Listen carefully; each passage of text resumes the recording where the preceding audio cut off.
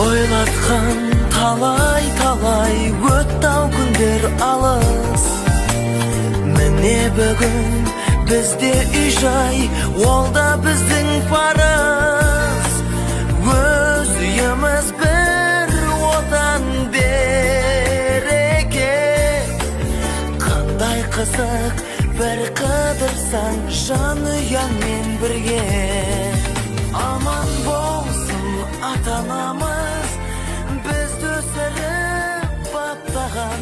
Аман жүрсін бауырымыз, алыстағы